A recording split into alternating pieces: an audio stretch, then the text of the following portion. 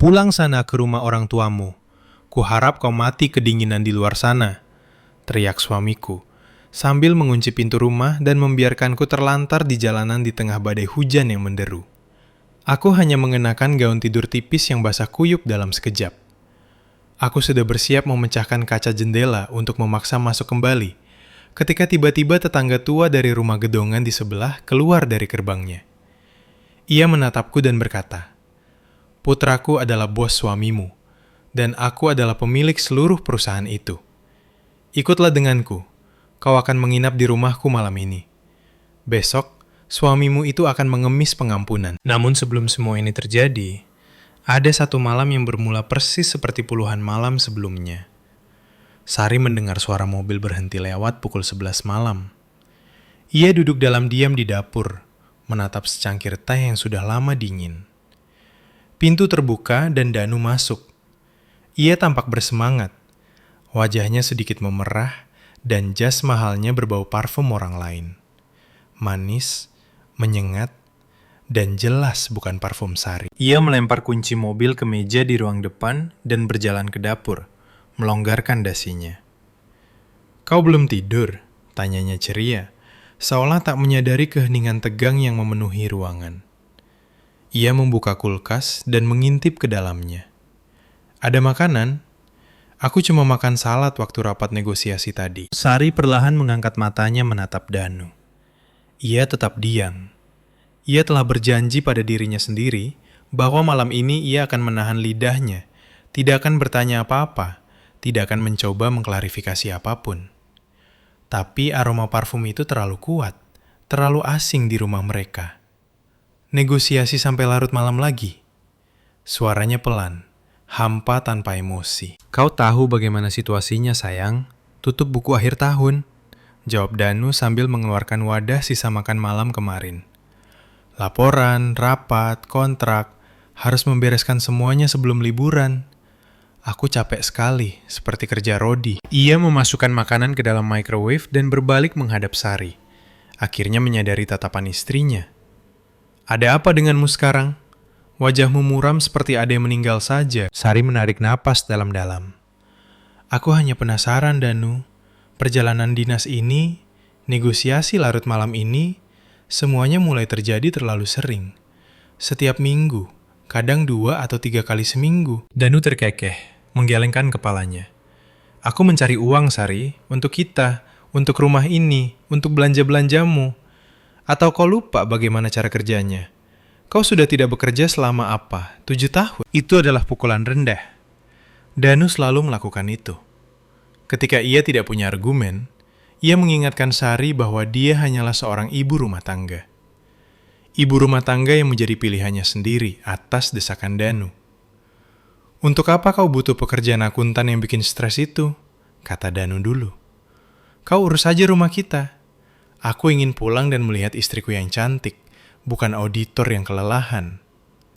Dan Sari mempercayainya. Ia meninggalkan karir cemerlang, posisi sebagai auditor utama di sebuah firma besar, dan sekarang Danu melemparkan hal itu ke wajahnya di setiap kesempatan. "Aku belum lupa bagaimana cara kerjanya," jawab Sari datar. "Aku juga belum lupa bagaimana bentuk laporan keuangan. Aku melihat mutasi rekening bersama kita. Ada banyak pengeluaran di restoran di mana kau mengaku tidak berada di sana. Dan pembayaran hotel pada hari-hari kau seharusnya tidur di kantor untuk menyelesaikan proyek." Danu berhenti tersenyum. Ia perlahan berjalan ke meja dan duduk di hadapan Sari. Matanya berubah dingin. "Kau mengorek-ngorek rekeningku." "Itu rekening kita, Danu," bantah Sari. "Atau lebih tepatnya, dulu begitu. Selama 6 bulan terakhir, gajimu masuk ke rekening lain yang tidak ku tahu. Dan kau hanya mentransfer sedikit uang belanja ke sini. Aku ingin tahu apa yang terjadi, Danu." Microwave berbunyi bip. Tapi tidak ada yang memperdulikannya. Ketegangan di udara begitu pekat, hingga terasa menyesakkan. "Apa yang terjadi?" Danu tertawa jahat. Suara tawa yang pendek dan kasar. "Yang terjadi adalah aku bekerja banting tulang seperti budak untuk menghidupi keluarga ini, rumah ini, gaya hidup yang kau nikmati ini. Sementara kau duduk di sini seharian, bosan setengah mati, berpikir kau semacam detektif, mencampuri urusan yang bukan urusanmu. Ini bisnisku. Suara Sari bergetar, tapi ia memaksakan diri berbicara tegas. Aku istrimu. Aku berhak tahu kemana uang kita pergi dan di mana kau menghabiskan malam-malammu. Kau berhak untuk diam dan bersyukur. Bentak Danu sambil menggebrak meja. Peralatan makan berdenting. Aku muak dengan kecurigaanmu yang terus-menerus. Aku muak dengan wajah asammu. Mungkin kalau kau merawat dirimu sendiri, daripada mengurusi rekening bankku, aku akan mau pulang lebih awal. Kata-kata itu terasa seperti tamparan di wajah. Sari merasakan air mata menggenang, tapi ia tidak akan membiarkan Danu melihatnya. Ia mengepalkan tangan di bawah meja. Jadi begitu. Ini salahnya. Siapa lagi? Danu berdiri, menjulang di atasnya. Kau berubah menjadi ibu rumah tangga yang membosankan dan selalu tidak bahagia. Apa yang bisa kau berikan padaku selain keluhan? Air mata akhirnya menetes di pipi Sari. Ini terlalu kejam, terlalu tidak adil. Danu yang menginginkan ini. Danu yang membuatnya begini. Aku memberikan segalanya padamu, bisik Sari. Aku merelakan hidupku untukmu. Kalau begitu ambil kembali, teriak Danu. Tidak suka di sini? Keluar.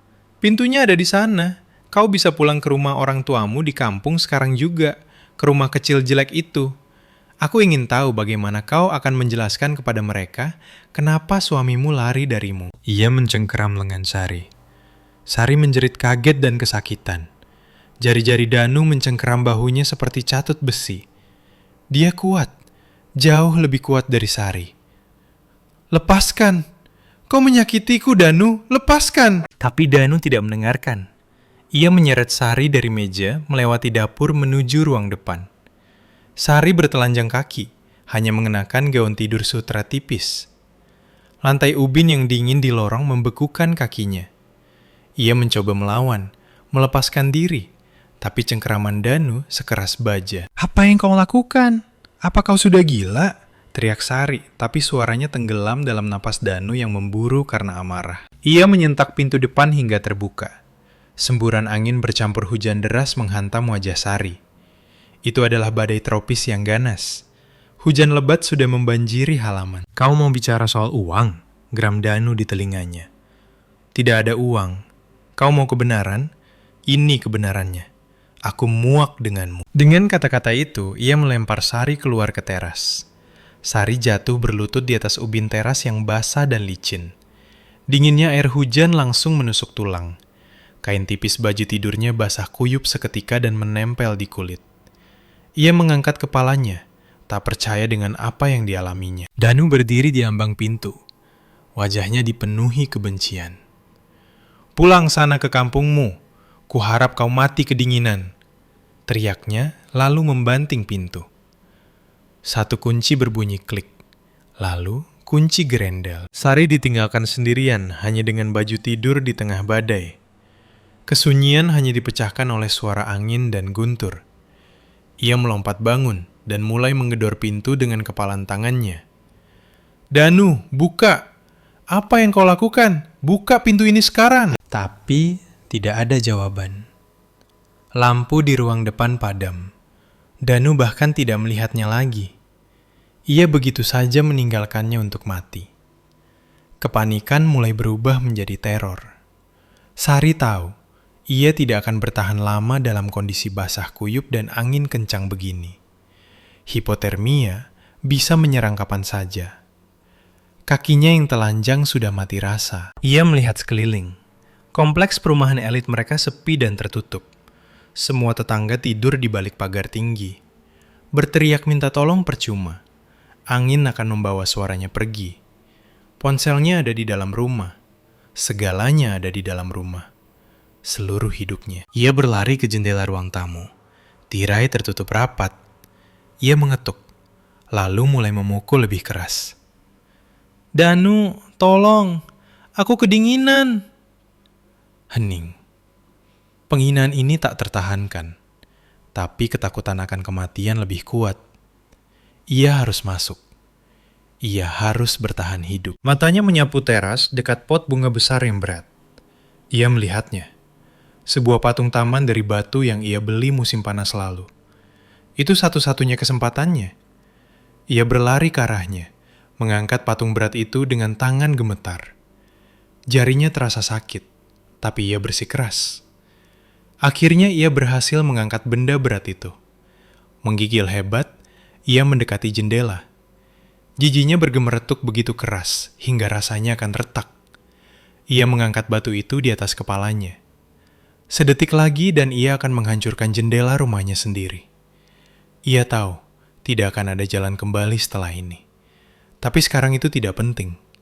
Bertahan hidup adalah satu-satunya hal yang penting. Dan tepat pada saat lengannya mulai bergerak untuk mengayunkan batu itu ke kaca, sebuah suara terdengar dari dekat. Bunyi klik kunci pagar elektronik, tapi bukan dari rumahnya. Gerbang rumah mewah tetangga, sebuah bangunan megah yang tampak seperti istana dan selalu terlihat sepi, perlahan terbuka. Seorang wanita tua melangkah keluar ke terasnya yang beratap. Ia tinggi, anggun, dengan rambut perak yang ditata sempurna. Sebuah selendang tebal tersampir di bahunya. Sari membeku dengan patung di tangannya, merasa seperti tertangkap basah di tempat kejadian perkara.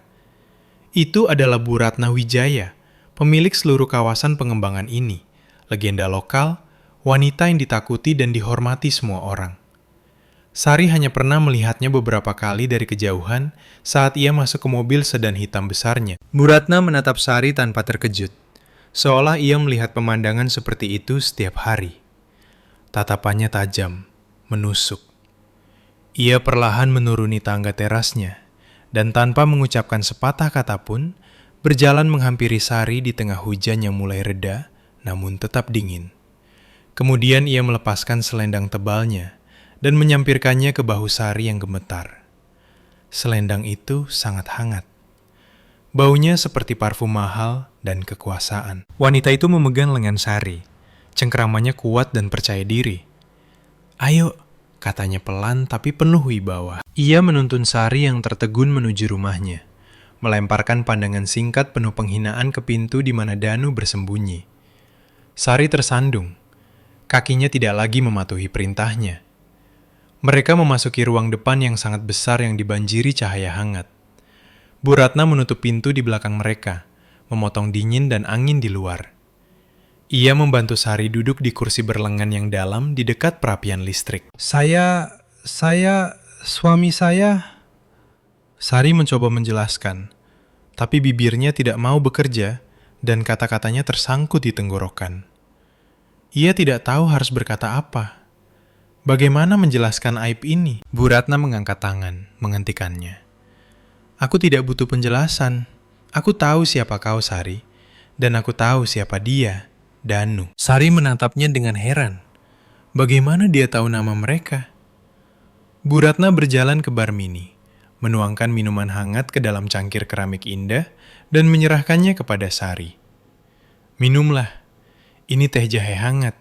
Ini perintah." Nadanya tidak mengizinkan bantahan. Sari dengan patuh menyesapnya. Cairan itu menghangatkan tenggorokannya dan menyebarkan kehangatan ke seluruh tubuhnya. Bu Ratna mengamatinya selama beberapa detik, lalu mengucapkan kata-kata yang mengubah segalanya. "Putraku, Yuda, adalah bos suamimu. Dan aku adalah pemilik seluruh perusahaan itu, Wijaya Group." Dunia Sari, yang baru saja runtuh, tiba-tiba terbalik lagi. Ia menatap wanita berkuasa ini, dan sebuah kesadaran perlahan muncul di matanya. Ini bukan sekedar simpati tetangga biasa. Ini sesuatu yang lebih. Bu Ratna berjalan ke jendela dan melihat ke arah rumah Sari, yang sekarang tampak kecil dan menyedihkan. "Ayo, kau akan tidur di sini malam ini di kamar tamu."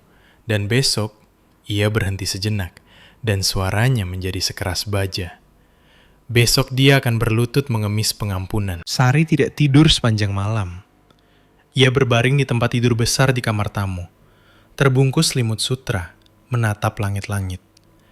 Tubuhnya akhirnya hangat, tapi di dalam, semuanya masih membeku. Kata-kata Bu Ratna yang memerintah, yang menjanjikan pembalasan, bergema di kepalanya, tapi tidak membawa kelegaan. Semua itu tampak tidak nyata, sama seperti semua hal lain yang terjadi. Baru kemarin sore, ia hanyalah seorang istri, nyonya rumah di rumahnya sendiri. Sekarang, ia adalah orang guangan, berlindung di rumah wanita paling berpengaruh dalam hidup suaminya. Pagi harinya, ia dibangunkan oleh ketukan pelan di pintu. Seorang asisten rumah tangga masuk, membawa kopi di nampan dan tumpukan pakaian. "Bu Ratna meminta saya memberikan ini kepada ibu," kata wanita itu, meletakkan setelan kerja yang elegan, kemeja sutra krem, celana bahan yang dijahit rapi, dan sepatu kulit lembut di kursi. Dan beliau meminta ibu turun ke ruang kerjanya begitu ibu siap. Pakaian itu mahal, kualitasnya sempurna, dan anehnya pas sekali. Sari berpakaian, merasa seperti penipu dalam barang-barang mewah asing ini. Ia melihat pantulannya di cermin, seorang wanita pucat dan lelah, dengan mata yang menyala karena demam menatap balik. Tapi pakaian mahal itu memberinya tampilan baru yang tegas. Ia tidak terlihat seperti korban lagi. Itu memberinya kekuatan. Ruang kerja Bu Ratna ada di lantai 1. Itu adalah ruangan luas yang dilapisi kayu gelap dengan rak buku dari lantai ke langit-langit dan meja kayu jati besar. Sang nyonya rumah duduk di kursi kulit besar, membelakangi jendela taman. Ia menunjuk Sari ke kursi di hadapannya. "Duduklah, Sari." Sari duduk di tepi kursi, menegakkan punggungnya. "Putraku akan tiba sebentar lagi," Bu Ratna mengumumkan seolah membahas pengiriman paket. "Dan tepat setelah dia, suamimu. Aku ingin kau hadir dalam percakapan ini." Jantung Sari berdegup kencang. Bertemu Danu lagi? Ia tidak yakin ia siap. Saya tidak tahu harus berkata apa," bisiknya. "Kau tidak perlu bicara apa-apa," potong Bu Ratna. "Aku yang akan bicara. Tugasmu hanyalah duduk di sini, sebagai pengingat hidup atas apa yang terjadi." Mereka duduk dalam diam selama 10 menit. Kemudian terdengar ketukan di pintu dan seorang pria berusia sekitar 40 tahun masuk. Tinggi, berpakaian rapi, tetapi dengan wajah pucat dan tirus. Ia dengan gugup membetulkan dasinya dan mendekati meja ibunya. "Ibu memanggilku?" Suaranya tegang. "Ya, Yuda, duduklah." Bu Ratna menunjuk ke kursi ketiga di sebelah Sari. Yuda melirik cepat dan ketakutan ke arah Sari, dan segera membuang muka. Ia duduk, berusaha menjaga jarak sejauh mungkin. Ia jelas merasa sangat tidak nyaman. Ketakutan terhadap ibunya tertulis jelas di wajahnya. "Kau tahu siapa wanita ini?" tanya Bu Ratna menatap tajam putranya. "Iya, Bu. Itu Sari, istri Danu," jawabnya pelan. "Bagus kalau kau tahu." Ia mengangguk. "Karena dalam beberapa menit lagi Danu sendiri akan ada di sini. Aku memanggilnya juga." Yuda menjadi semakin pucat. "Ibu, mungkin kita tidak seharusnya. Ini urusan keluarga mereka. Mungkin aku bisa bicara padanya sendiri, sesama laki-laki." "Kau sudah bicara padanya sesama laki-laki," Bu Ratna memotongnya dengan nada sedingin es. "Dan kau bicara sampai bawahanmu melempar istrinya keluar ke tengah badai hanya dengan baju tidur. Kau tidak akan bicara lagi. Kau akan mendengarkan." Pintu terbuka lagi dan sekretaris mengumumkan, "Pak Danu sudah tiba. Suruh dia masuk," perintah Bu Ratna. Danu berjalan ke kantor dengan senyum percaya diri di wajahnya. Ia mengenakan setelan terbaiknya, baru dicukur, dan jelas siap untuk kemenangan mudah. Ia pasti mengira ia dipanggil untuk kesalahpahaman tetangga kecil yang akan dengan mudah ia atasi dengan pesonanya. "Bu Ratna, Pak Yuda, selamat pagi," katanya ceria. Dan kemudian tatapannya jatuh pada Sari.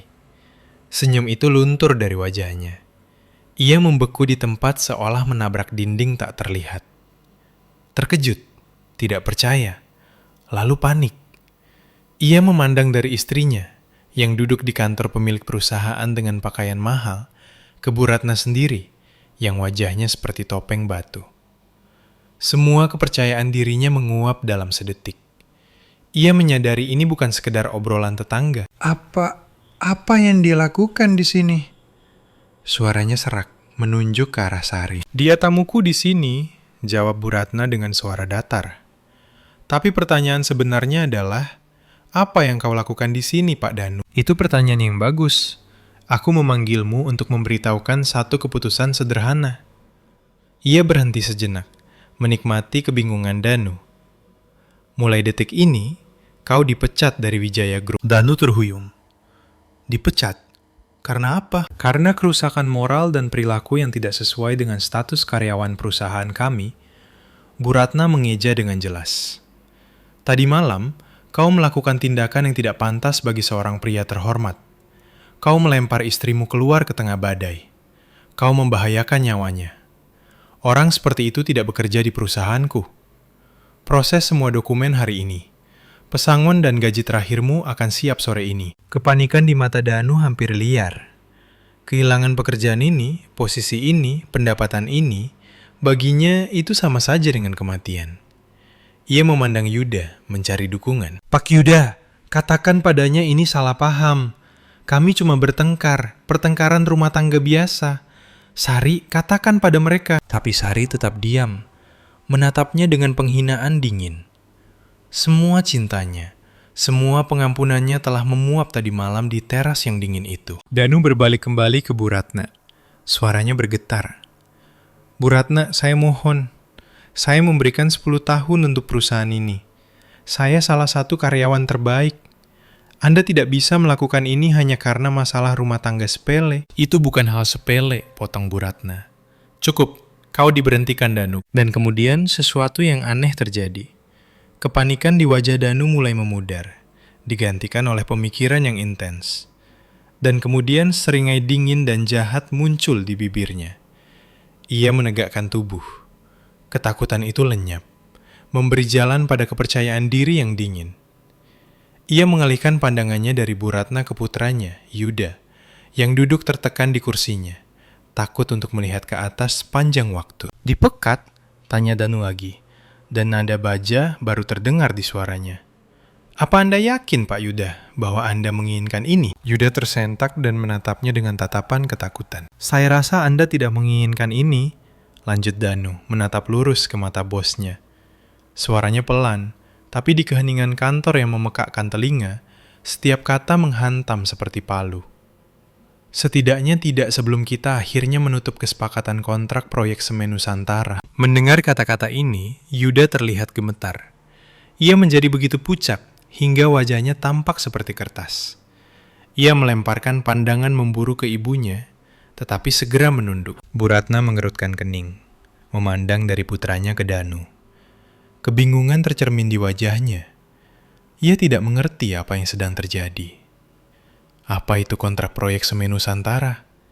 Apa hubungannya dengan pemecatanmu? Tapi Danu tidak menatapnya lagi. Ia menatap bosnya yang hancur. Dan ia tahu, ia telah menang. Ia berada di atas angin. Ia kembali menjadi penguasa situasi. Seringai di wajahnya melebar. Ia berbalik, dengan santai membetulkan manset jas mahalnya dan menuju pintu keluar. Ia tidak mengucapkan sepatah kata lagi kepada Bu Ratna atau Yuda. Saat melewati Sari, ia membungkuk dan berbisik, sehingga hanya Sari yang bisa mendengar. Jangan terlambat makan malam, istriku. Dan ia berjalan keluar, menutup pintu dengan lembut di belakangnya. Keheningan berat menggantung di kantor. Janji Bu Ratna yang begitu tegas dan kuat hancur menjadi debu. Keadilan yang sudah begitu dekat terlepas begitu saja. Danu tidak hancur. Dia tidak berlutut. Dia pergi sebagai pemenang, meninggalkan ketakutan, kebingungan, dan pertanyaan tak terucap. Apa itu kontrak proyek Semen Nusantara yang memberi manajer logistik sederhana kekuatan begitu besar atas CEO? Pintu tertutup di belakang Danu, terdengar seperti tembakan di keheningan. Sari tidak bergerak. Ia menatap pintu di mana suaminya, penyiksanya, telah menghilang, dan tidak merasakan apa-apa selain kekosongan dingin. Kalimat terakhirnya yang dilemparkan dalam bisikan bukan sekedar ejekan. Itu adalah perintah seorang tuan yang yakin akan impunitas totalnya. Bu Ratna perlahan menoleh dan menatap putranya. Wajahnya yang sebelumnya hanya tegas, sekarang mengekspresikan penghinaan sedingin es. Yuda menyusut di bawah tatapan itu. Apa itu kontrak proyek Semen Nusantara? Suara Bu Ratna pelan. tapi baja berdentang di dalamnya. Yuda melompat dari kursi. Ia mulai mondar-mandir di kantor, memainkan kancing ke mejanya. Bu, itu kontrak yang sangat rumit, strategis penting bagi perusahaan. Kita memasuki pasar baru, ada prospek besar, tapi risiko besar juga. Danu adalah figur kunci dalam negosiasi ini. Dia memimpin proyek dari awal. Jika kita memecatnya sekarang, kesepakatan itu gagal. Kita kehilangan miliaran, puluhan miliar. Ia berbicara cepat, terputus-putus, tidak menatap ibunya. Siapapun yang tahu sedikit tentang bisnis akan menyadari itu bohong. Upaya lemah dan tidak meyakinkan untuk menutupi sesuatu yang lain.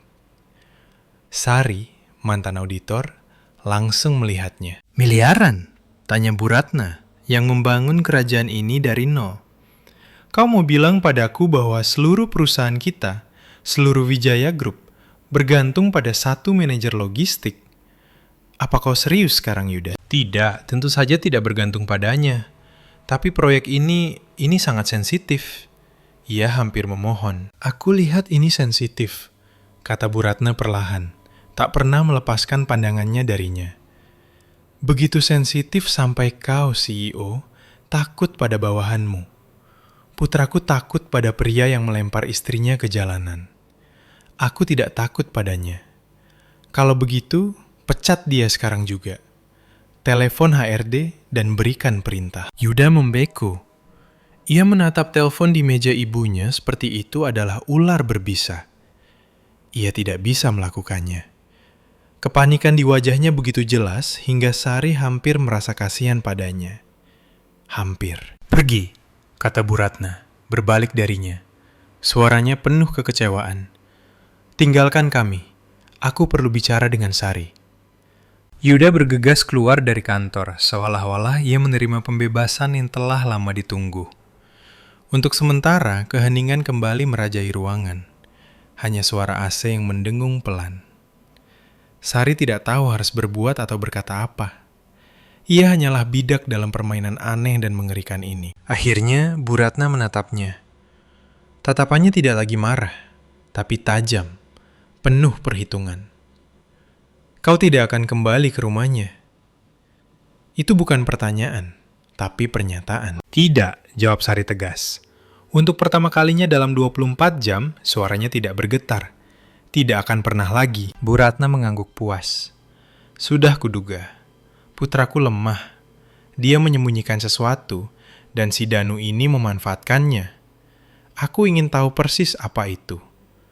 Kau dulu auditor, Sari? Ya, sebelum menikah, saya dulu bekerja di firma audit keuangan. Sesuatu bergejolak di dalam Sari.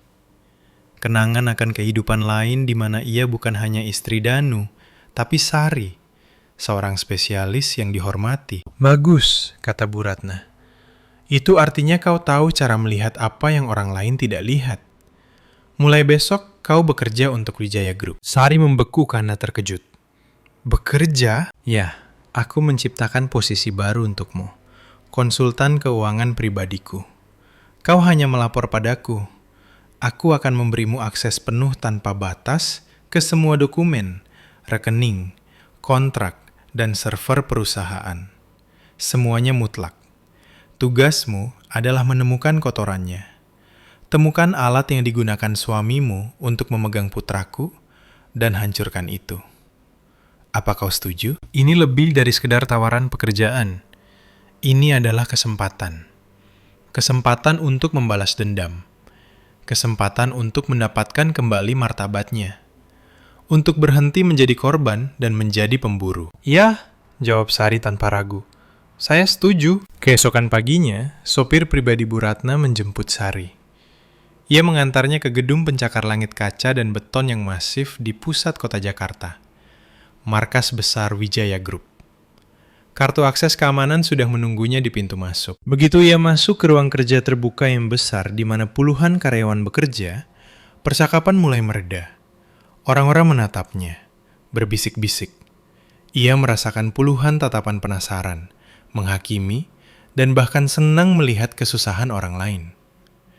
Danu tidak membuang waktu. Ia membacanya di mata mereka. Ini dia, istri Danu, wanita histeris yang diusir suaminya dari rumah.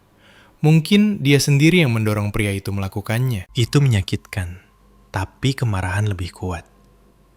Ia berjalan dengan kepala tegak, melihat lurus ke depan menuju lift ke lantai eksekutif.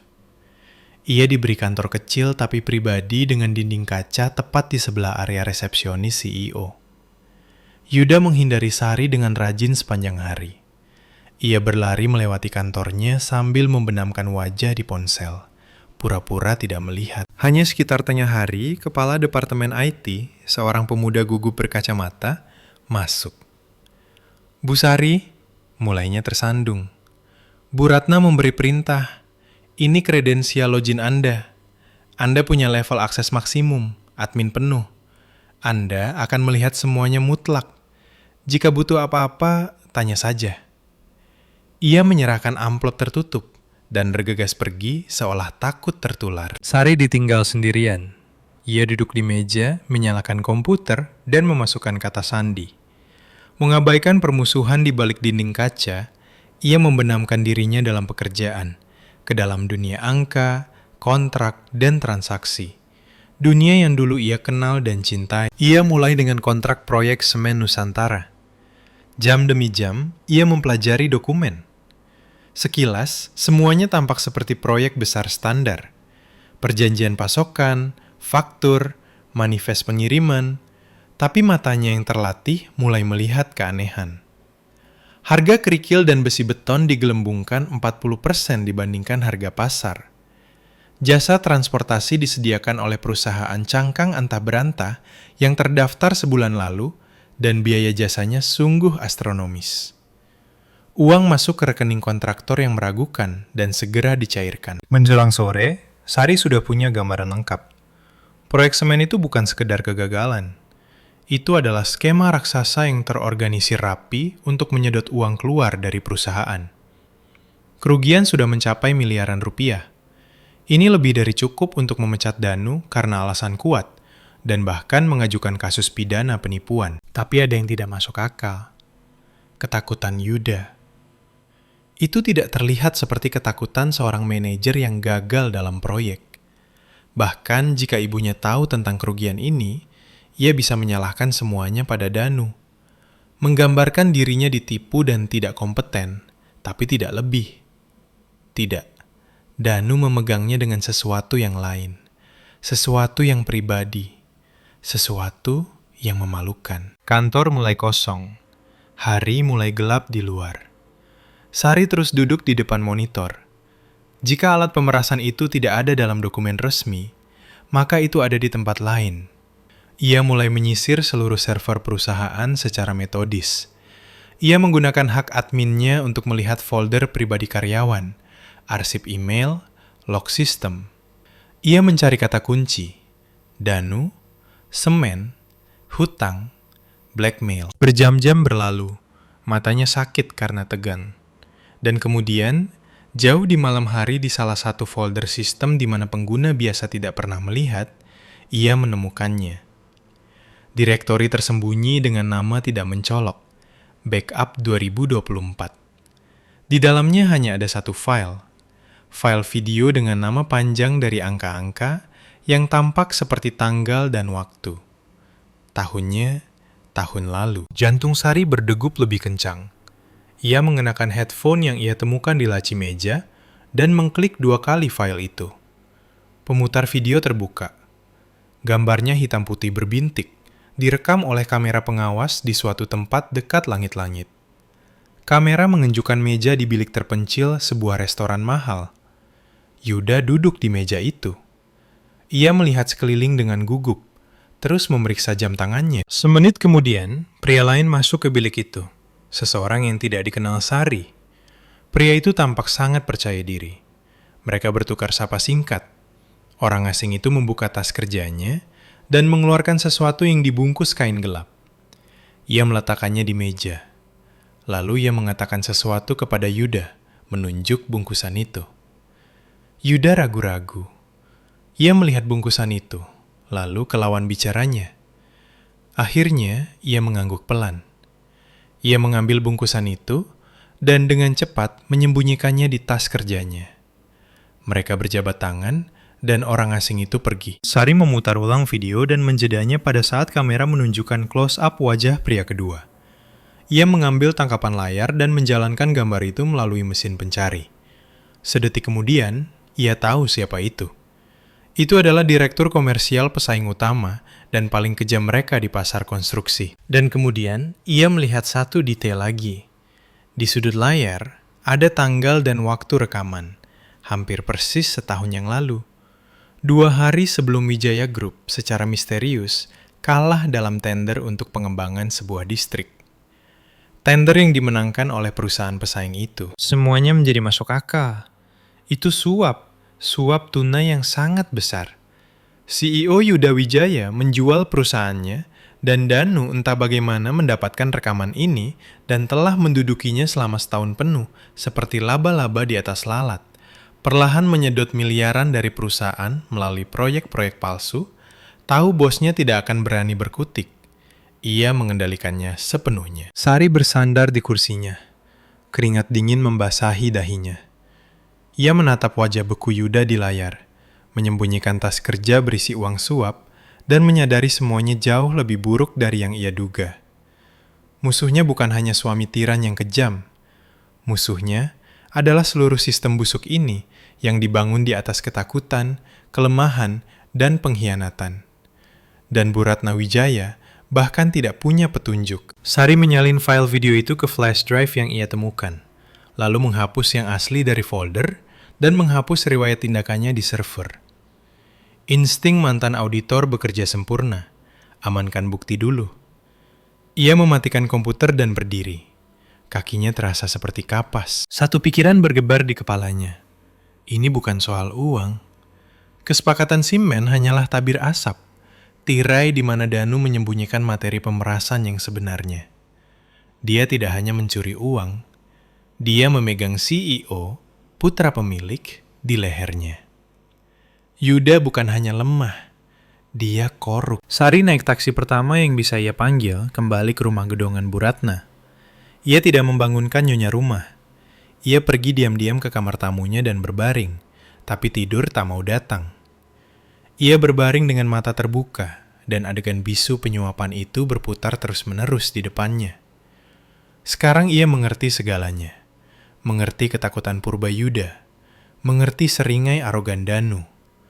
Ia kebal karena ia dilindungi oleh satu-satunya orang yang seharusnya menghukumnya. Ia bangkit, mandi, dan mengenakan pakaian asing yang rapi lagi. Ia harus memutuskan apa yang harus dilakukan selanjutnya. Tunjukkan video ini pada Bu Ratna? Itu berarti menghancurkan Yuda. Bukan hanya memecatnya, tapi mungkin mengirimnya ke penjara. Itu akan menyebabkan skandal mengerikan yang bisa mengguncang seluruh Wijaya Group. Reputasi perusahaan akan hancur. Apa yang akan terjadi pada ratusan karyawan biasa kemudian? Dan jika ia diam, maka Danu akan terus memompa uang keluar dari perusahaan dengan impunitas, bersembunyi di balik ketakutan Yuda. Dia akan tetap menjadi suaminya, terus menyiksanya, tahu dia tidak bisa berbuat apa-apa. Tidak. Opsi itu tidak mungkin. Ia turun untuk sarapan. Bu Ratna sudah duduk di meja membaca koran. Ia mengangkat pandangan tajam ke Sari. Menemukan sesuatu? Tanyanya langsung. Saya menemukan banyak ketidaksesuaian dalam dokumen proyek semen. Kerugian mencapai miliaran. Itu cukup untuk pemecatan dan penyelidikan. Jawab Sari hati-hati. Bu Ratna meletakkan koran. Aku tidak bertanya tentang itu. Apa kau menemukan alasan mengapa putraku takut padanya? Sari ragu sejenak. Saya rasa saya perlu bicara dengan Yuda dulu, katanya akhirnya. 4 mata. Bu Ratna menatapnya tajam, lalu mengangguk. Baik, lanjutkan. Kembali di kantor, Sari memanggil Yuda ke kantornya melalui sekretarisnya. Bukan dia yang pergi ke Yuda, tapi Yuda yang datang padanya. Itu penting. Sekretaris mengangkat alis karena terkejut, tapi menyampaikan permintaan itu. 5 menit kemudian, Yuda masuk ke kantornya, menutup pintu rapat-rapat di belakangnya. Wajahnya tegang. Apa ini mendesak? Tanyanya. mencoba membuat suaranya terdengar resmi. Sari diam-diam memasukkan flash drive ke laptopnya, memutar layar ke arahnya, dan memutar video itu. Selama beberapa detik pertama, Yuda menatap layar dengan kebingungan. Kemudian wajahnya mulai berubah. Pengenalan, syok, horor. Ia melihat tangannya sendiri di layar mengambil bungkusan uang itu. Warna menghilang dari wajahnya. Ia menjadi putih pucat. Ia membuka mulut untuk mengatakan sesuatu, tapi tidak bisa mengeluarkan suara. Video berakhir. Keheningan menggantung di kantor. Itu palsu. Deepfake. Akhirnya ia bersuara serak. Suaranya bergetar. "Jangan buang waktuku, Yuda," jawab Sari tenang. "Aku menghabiskan 7 tahun di audit. Aku bisa membedakan montase dari yang asli. Aku ingin mendengar kebenarannya. Bagaimana rekaman ini sampai ke tangan Danu?" Yuda ambruk ke kursi, memegangi kepalanya dengan tangan. Bahunya berguncang. CEO perusahaan bernilai triliunan rupiah menangis di kantor seorang wanita yang suaminya telah melemparnya ke tengah badai 2 hari lalu. "Itu kesalahan. Satu kesalahan tunggal. Aku bersumpah," gumamnya di sela isak tangis. "Aku punya masalah waktu itu. Hutang pribadi besar. Dan kontrak itu sangat penting. Mereka mendekatiku sendiri, mengajukan tawaran. Aku pikir tidak akan ada yang tahu. Aku bodoh." Ia menatap Sari dengan mata merah bengkak.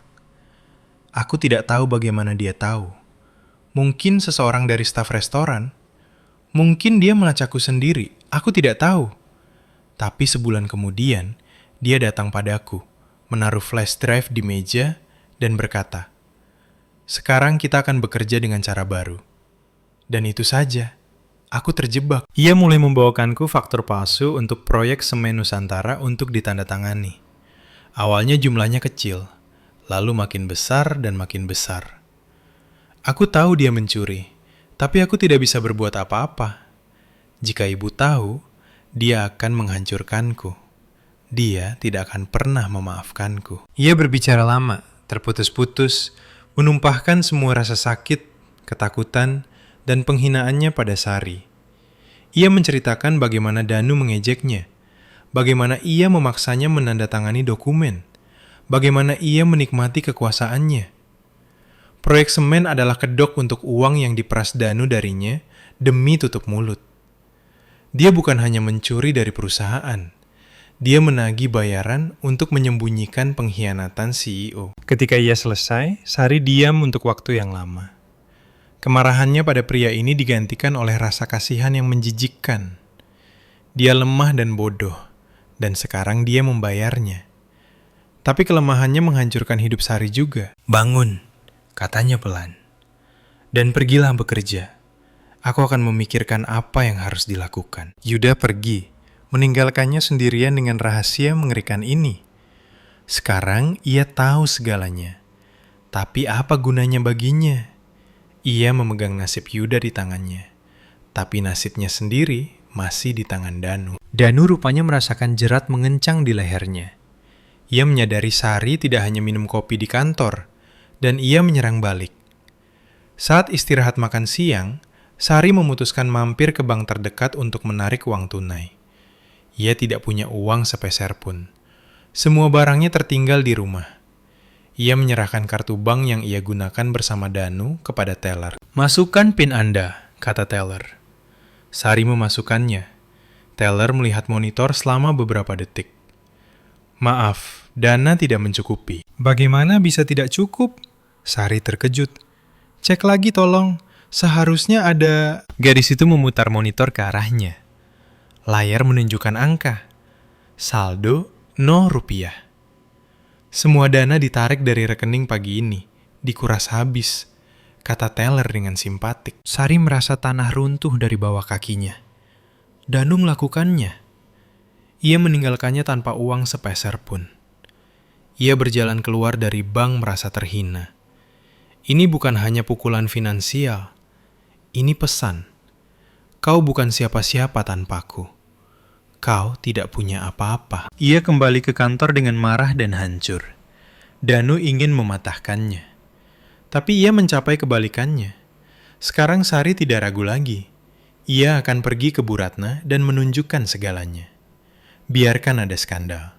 Biarkan semuanya runtuh.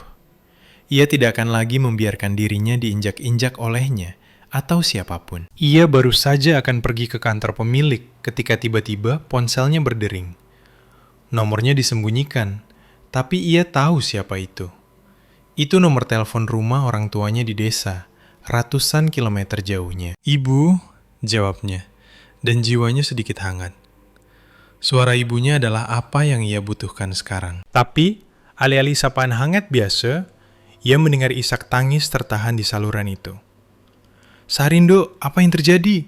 Apa yang kau lakukan?" "Ibu, ada apa?" "Tenanglah, jelaskan." Sari khawatir. "Danu meneleponku," kata ibunya menahan tangis. "Dia menceritakan semuanya." "Ya Tuhan, aib apa ini?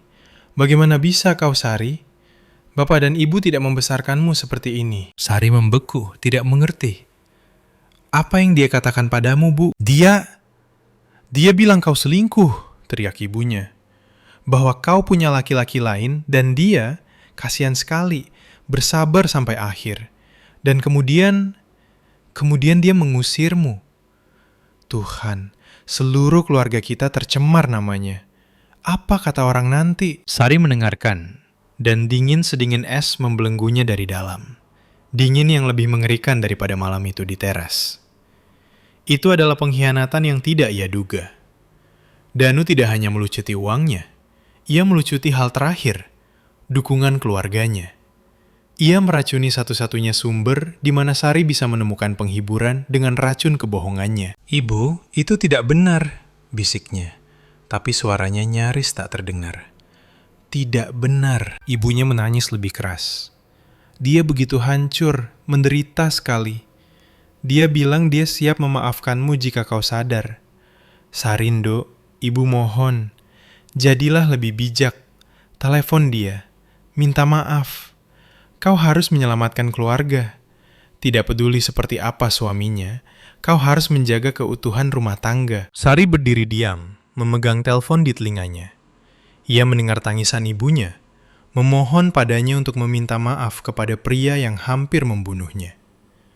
Dan pada saat itu, ia menyadari ia benar-benar sendirian. Di seluruh dunia, ia tidak punya siapa-siapa lagi. Danu menang. Ia telah mengisolasinya sepenuhnya. Sari perlahan menurunkan telepon. Ia tidak menangis. Air matanya sudah habis. Tangisan ibunya, yang memohon padanya untuk menyelamatkan kehormatan keluarga, terdengar seperti vonis mati bagi kehidupan masa lalunya. Di sana, di desa itu, ia sudah diadili dan dikuburkan. Pengkhianatan ibunya, yang buta mempercayai kebohongan itu, adalah pukulan terakhir yang tidak mematahkannya, tetapi justru menempa sesuatu yang baru di dalam dirinya, keras dan dingin seperti baja. Sekarang tidak ada lagi yang perlu dikecewakan atau tersinggung. Tidak ada lagi yang perlu diselamatkan. Hanya tanah hangus. Dan di tanah ini, berdiri musuhnya. Ia berdiri, berjalan ke jendela kantor sementaranya, dan melihat ke bawah pada orang-orang yang bergegas di jalan. Mereka bergegas dengan urusan mereka, menjalani hidup mereka, tidak menyadari perang yang sedang terjadi di balik dinding kaca gedung korporat. Perangnya sudah berhenti menjadi urusan pribadi. Ini bukan lagi sekedar pertengkaran antara istri yang ditipu dan suami yang tidak setia. Sekarang ia melawan kelemahan Yuda, penghakiman keluarganya sendiri, dan kebohongan yang dirajut Danu dengan begitu terampil di sekelilingnya. Untuk menang, ia butuh senjata.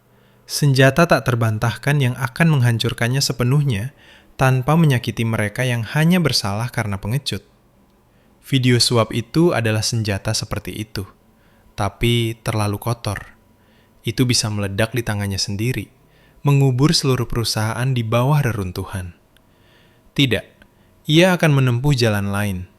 Jalan yang lebih bersih, lebih profesional. Ia berjalan tegas keluar dari kantor dan menuju ke Bu Ratna. Pemilik perusahaan itu ada di kantornya sedang memilah beberapa dokumen. Ia mendongak dan Sari menyadari ia telah menunggunya. Bu Ratna, saya sudah memeriksa semuanya. Sari mulai dengan nada bisnis yang datar, tanpa sedikit pun tanda korban kemarin. Danu mencuri secara sistematis dan dalam skala besar. Seluruh proyek semen Nusantara adalah fiksi, yang dibuat semata-mata untuk menutupi penggelapan. Bu Ratna mendengarkan dalam diam. Wajahnya tetap tak tertembus. Dan putraku Yuda tahu tentang itu, jawab Sari. Hati-hati memilih kata-katanya. Tapi dia takut menghentikannya. Danu memegang kartu as mawannya. Saya tidak tahu persis apa, tapi pemerasan ini telah sepenuhnya melumpuhkan kehendak Yuda. Dia sanderanya. Itu adalah kebenaran parsial, bagian paling aman dari itu. Ia melihat bibir Bu Ratna bergetar pada kata, anak adalah Sandra. Rasa sakit seorang ibu bercampur dengan kemurkaan pemilik yang ditipu. Izinkan saya melanjutkan, kata Sari tegas. Saya perlu menemukan bukan hanya bukti tidak langsung dalam faktur. Saya perlu menemukan titik akhir kemana tepatnya uang curian itu pergi. Saya akan menemukan rekening tempat dia menyedotnya. Saya akan memberi Anda bukti yang tidak bisa dibantah. Bu Ratna menatapnya selama 1 menit yang panjang.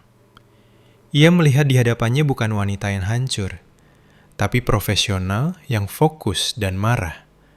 Dan profesionalisme ini memancing rasa hormatnya. Bagus, akhirnya ia berkata. Temukan itu, kau punya wewenang penuh. Kembali ke kantornya, Sari membenamkan diri dalam pekerjaan dengan energi baru. Ia menyingkirkan semua emosi. Sekarang itu hanya tugas. Rumit, tapi bisa dilakukan. Ia membuka file proyek semen lagi, dan mulai mengurai simpulnya. Ia melacak setiap pembayaran yang dikirim ke perusahaan cangkang. Kemudian, menggunakan hak adminnya, ia masuk ke sistem klien perbankan, tempat semua transaksi keuangan perusahaan lewat. Ia menarik arsip dan melihat seluruh rantai. Uang pergi ke rekening perusahaan cangkang, dan dalam beberapa jam, kadang menit, dipecah menjadi jumlah yang lebih kecil, dan ditransfer lebih lanjut. Ia bekerja tanpa istirahat, melupakan makanan dan waktu. Menjelang malam hari kedua, ia menemukan apa yang ia cari. Semua benang, semua aliran uang curian ini akhirnya bergabung menjadi satu aliran. Mereka mengalir ke rekening yang sama di sebuah bank swasta kecil yang tidak ada hubungannya dengan kegiatan Wijaya Group. Nomor rekening yang sama, lagi dan lagi. Tapi siapa pemilik rekening itu? Bank tidak akan begitu saja memberinya informasi itu. Ia bisa saja meminta Bu Ratna menggunakan koneksinya atau layanan keamanan. Tapi ia ingin menyelesaikan ini sendiri. Ia menyalin nomor rekening itu dan meluncurkan pencarian global di seluruh jaringan internal perusahaan. Semua dokumen, semua basis data, semua file yang tersimpan di server. Selama bertahun-tahun. Ia mencari penyebutan kombinasi 20 digit ini. Pencarian berlangsung hampir 1 jam, dan ketika hasilnya muncul di layar, jantung Sari berdegup kencang. 1 dokumen ditemukan. Itu adalah formulir karyawan dari HRD yang diisi 3 tahun lalu. Di bagian informasi tambahan, karyawan meminta sebagian gajinya ditransfer ke rekening yang ditentukan sebagai kontribusi sukarela untuk asuransi tabungan.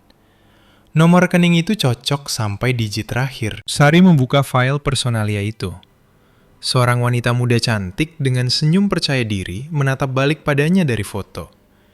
Tiara Venita, 30 tahun, manajer penjualan regional. Tiara Venita. Sari segera mulai mencari semua informasi tentangnya. Ia menarik laporan perjalanan dinasnya, laporan pengeluaran, korespondensi resmi, dan gambaran mulai jelas. Perjalanan bisnis Tiara secara ajaib bertepatan tanggal dan kotanya dengan perjalanan kerja Danu. Tagihan hotel yang ditemukan Sari di laporan keluarga mereka dibayar pada hari yang sama. Tiara Venita berada di kota yang sama. Aroma manis parfum asing di jasnya. Semuanya masuk akal. Dia bukan hanya kaki tangan. Dia selingkuhannya. Kemarahan menghanguskan Sari dari dalam. Tapi ia memaksakan diri bekerja dengan dingin dan metodis. Ia mulai melacak Tiara secara real time. Di sistem internal, Ia melihat kapan dia tiba di tempat kerja, tugas apa yang dia lakukan. Keesokan harinya, Tiara tidak muncul di kantor. Sari memeriksa sistem pelacakan waktu dan melihat bahwa Tiara mengambil cuti pribadi. Ini yang ditunggu Sari. Ia tidak bisa duduk di kantor lagi.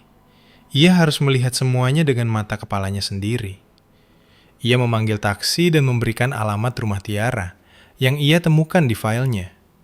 Itu adalah apartemen di gedung baru yang bagus. Sari meminta sopir parkir di seberang jalan, di mana ada pemandangan bagus ke pintu masuk. Ia membayarnya untuk menunggu beberapa jam. Ia menunggu. 1 jam, 2 jam. Ia tidak tahu persis apa yang ia tunggu, tapi intuisinya mengatakan ia berada di jalur yang benar. Akhirnya, pintu masuk terbuka. Tiara keluar. Ia mengenakan mantel longgar, tapi bahkan itu tidak bisa menyembunyikan perut yang sedikit membulat. Tiara tidak berjalan menuju halte bus.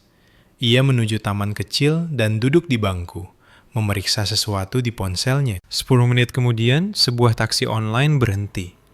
Tiara masuk dan pergi. Sari memerintahkan sopirnya untuk mengikutinya. Jaga jarak saja, pengejaran itu singkat. Mobil Tiara berhenti di sebuah pusat medis swasta. Papan nama bertuliskan huruf besar. Klinik Kesehatan Reproduksi dan Keluarga.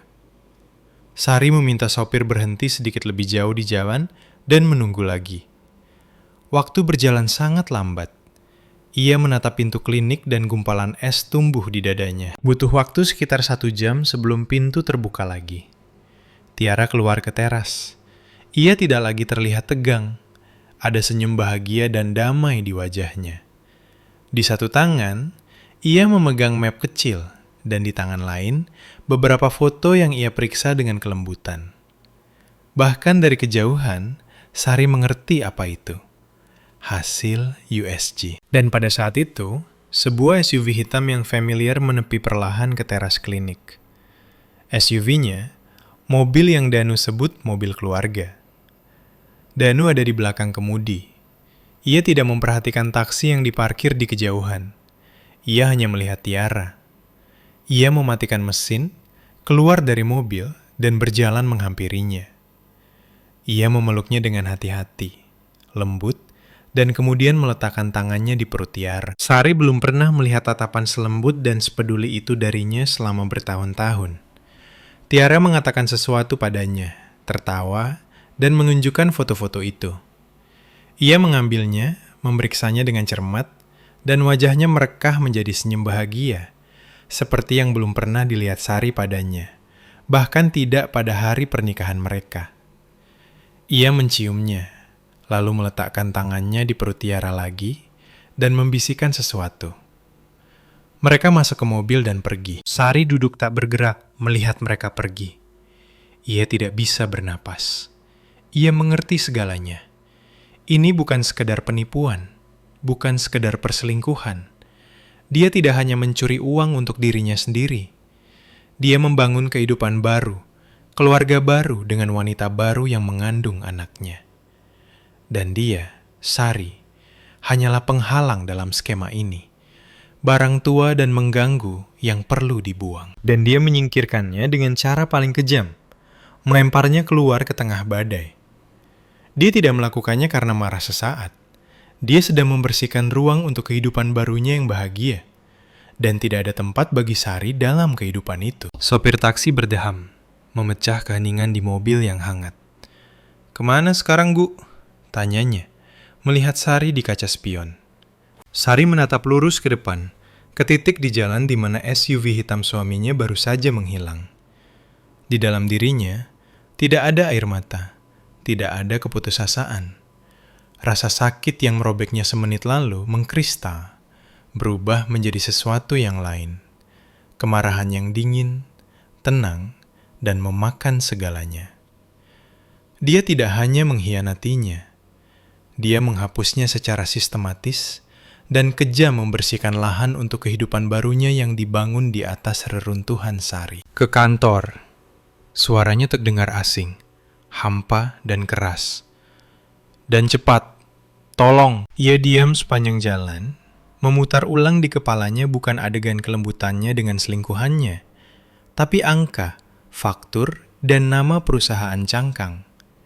Hal pribadi lenyap, hanya pekerjaan yang tersisa, tugas, penyelidikan yang harus ia selesaikan sampai akhir. Sekarang ia tahu, ia tidak hanya mencari uang curian. Ia mencari dana yang diinvestasikan dalam fondasi keluarga baru suaminya. Dan ia akan mencabut fondasi itu sampai ke akarnya. Kembali ke kantor yang kosong, ia bekerja dengan energi demam ganda. Sekarang setelah ia tahu nama kaki tangannya, semuanya menjadi lebih sederhana. Ia membuka file personalia Tiara Fenita lagi.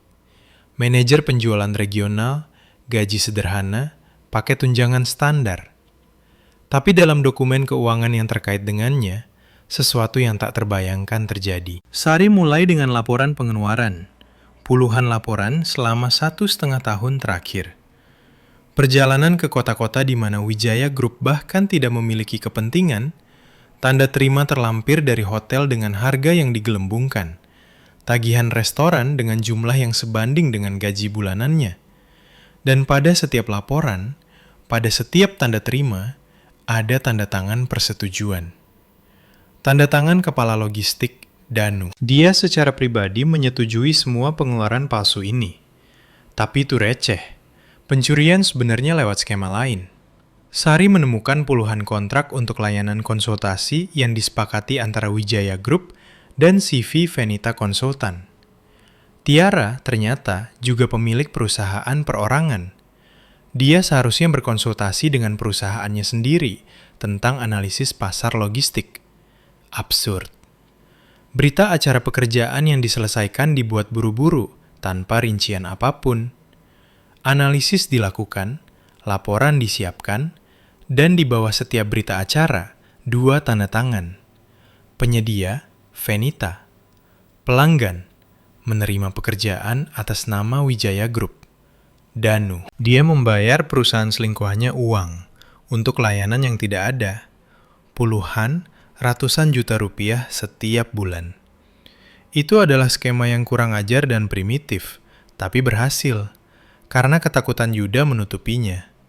Tidak ada auditor, tidak ada pengontrol keuangan yang berani mempertanyakan kesepakatan yang disetujui secara pribadi oleh kepala logistik, dan dilindungi oleh kebisuan CEO. Sari mengumpulkan semua dokumen ini ke dalam folder terpisah. Sudah ada cukup bukti untuk mengirim Danu dan selingkuhannya yang hamil ke pengadilan. Tapi ia merasa itu belum semuanya. Ini hanya aliran sungai. Kemana sungai itu bermuara? Mereka tidak mungkin hanya menumpuk uang tunai di bawah kasur. Uang ini pasti bekerja. Pasti sedang membangun kehidupan baru itu. Ia mengalihkan perhatiannya dari dokumen keuangan ke komunikasi.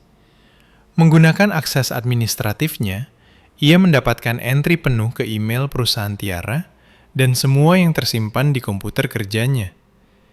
Ia mulai dengan mencari kata kunci, rekening, transfer, pembelian, properti. Tidak ada. Mereka cukup pintar untuk tidak membicarakan itu di email kerja. Kemudian Sari masuk lebih dalam. Ia meluncurkan program pemulihan file di drive jaringan Tiara untuk menemukan file yang dihapus. Itu proses yang lama. Jam demi jam, bila hijau merangkak di layar sementara Sari melihatnya tanpa berkedip. Dan larut malam, program itu selesai. Daftar ratusan dokumen yang dihapus muncul di hadapannya. Laporan lama, presentasi tidak berguna, foto pribadi. Ia mulai meninjau semuanya secara metodis. Dan ia menemukannya. Di bagian paling akhir daftar, ada file yang tidak mencolok yang dihapus lebih dari 6 bulan lalu. Dokumen Word berjudul Anggaran Dasar. Dengan jari gemetar, ia membukanya. Itu adalah perjanjian operasi PT Standar. Nama perusahaannya baru. Asing. PT Cakrawala Bangun Persada. Sari dengan cepat memasukkan nama itu ke dalam registrasi bisnis negara. Perusahaan itu terdaftar 8 bulan lalu. Bidang kegiatan, konstruksi dan instalasi. Pesaing langsung Wijaya Group. Pendiri dan CEO terdaftar sebagai Basuki Putra, nama yang tidak berarti apa-apa baginya. Jelas hanya boneka. Tapi bagian paling menarik ada di draft itu. Dalam draft anggaran dasar yang ia temukan, di bagian pendiri ada 2 nama yang jelas kemudian diganti oleh si Basuki palsu. Pertama, Fenita Tiara. Kedua, Danu. Itu dia, pengkhianatan dalam bentuknya yang paling tinggi dan paling jelek. Dia tidak hanya mencuri uang, dia tidak hanya berselingkuh. Dia menggunakan sumber daya Bu Ratna Wijaya, uangnya, posisinya, untuk membangun perusahaan pesaing dari nol. Dia bukan hanya pencuri, dia parasit yang perlahan memakan inangnya dari dalam untuk menumbuhkan keturunannya sendiri. Dalam pikiran Sari, semuanya klik menjadi satu gambar mengerikan. Ia mulai memeriksa lebih lanjut, sudah tahu apa yang harus dicari. Ia mengakses basis data klien Wijaya Group dan membandingkannya dengan daftar kontrak yang berhasil diamankan PT Cakrawala Bangun Persada dalam beberapa bulan ini. Ia menemukan informasi ini di situs pengadaan publik. Beberapa klien kecil tapi menguntungkan dari Wijaya Group baru-baru ini memutuskan kontrak mereka dan pergi ke perusahaan baru yang tidak dikenal, Cakrawala. Dia mencuri klien. Kemudian ia memeriksa HRD. Dalam 6 bulan terakhir, 3 insinyur proyek terkemuka telah mengundurkan diri dari Wijaya Group. Orang-orang berbakat yang dihargai Bu Ratna sendiri. Alasan resmi, alasan pribadi. Sari menghabiskan 1 jam lagi dan menemukan tempat kerja baru mereka via LinkedIn. Ketiganya sekarang bekerja di PT Cakrawala Bangun Persada. Dia tidak hanya mencuri klien, dia mencuri talenta terbaik. Dia menyedot kehidupan, darah, dan otak dari perusahaan. Dan kemudian ia sadar. Ia ingat percakapan yang ia dengar di koridor kantor dalam beberapa hari terakhir. Semua orang mendiskusikan acara yang sama. Kegagalan Wijaya Group dalam tender negara besar untuk pembangunan kompleks perumahan baru. Itu adalah proyek tahun ini, potongan paling menarik. Semua orang yakin menang dan tiba-tiba kalah. Secara resmi, diumumkan bahwa tawaran Wijaya ditolak karena alasan teknis, ada kesalahan dalam dokumen. Yuda mengamuk, memarahi seluruh departemen. Tapi sudah terlambat. Dan siapa yang memenangkan tender? Perusahaan muda dan berani yang menawarkan persyaratan sedikit lebih baik. Perusahaan bernama PT Cakrawala Bangun Persada. Sari tersentak. Ia bergegas ke arsip server perusahaan ke bagian dengan dokumentasi tender. Ia menemukan folder dengan proyek yang hilang itu. Ia membuka daftar penanggung jawab untuk persiapan dan penyerahan akhir seluruh paket. 1 orang bertanggung jawab. Manajer proyek, Danu. Sari mulai meninjau ratusan halaman aplikasi. Semuanya sempurna. Perhitungan, cetak biru, estimasi. Ia mulai berpikir itu hanya kebetulan mengerikan. Tapi ia tidak berhenti. Ia membuka bagian terakhir yang paling penting. Jaminan bank yang mengkonfirmasi solvabilitas keuangan perusahaan. Dokumen itu ada di sana. Tanda tangan semua direktur keuangan ada di sana. Tapi pada halaman terakhir, di mana stempel perusahaan dan tanda tangan akhir CEO seharusnya berada, itu kosong. Halamannya bersih. Dalam pindaian yang dikirim ke kompetisi, halaman paling penting hilang. Itu bukan kesalahan yang tidak disengaja. Itu sabotase yang disengaja. Dia tidak hanya mencuri kemenangan dari perusahaan tempat dia bekerja. Dia secara pribadi membedah aplikasi sehingga dijamin kalah.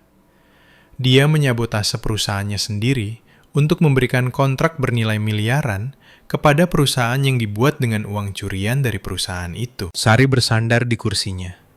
Suara berdenging memenuhi telinganya. Ia melihat halaman kosong di file tender, dan kekosongan itu berbicara lebih keras daripada kata-kata apapun. Ini adalah akhirnya.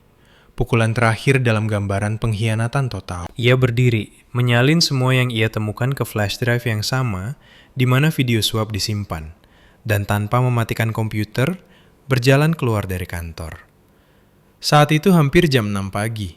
Dalam beberapa jam, kantor akan dipenuhi orang, tapi ia perlu bertindak segera. Ia tiba di rumah gedongan saat matahari mulai melukis langit. Bu Ratna, bertentangan dengan harapan, sudah bangun. Ia duduk di ruang tamu dekat perapian, terbungkus selendang, melihat api. Sepertinya ia sedang menunggu. "Katakan padaku," katanya tanpa menoleh ketika Sari memasuki ruangan. Sari mendekat dan diam-diam menyerahkan flash drive itu. Lebih baik saya tunjukkan. Mereka pergi ke ruang kerja. Sari memasukkan drive ke laptop Bu Ratna dan memulai laporannya. Ia berbicara tenang, tanpa emosi, seperti melapor ke dewan direksi. Seolah semua ini menyangkut orang asing, bukan dia. Pertama, ia menunjukkan video itu. Bu Ratna melihat layar di mana putranya mengambil suap dan wajahnya berubah menjadi batu. Tidak ada satu otot pun yang berkedut.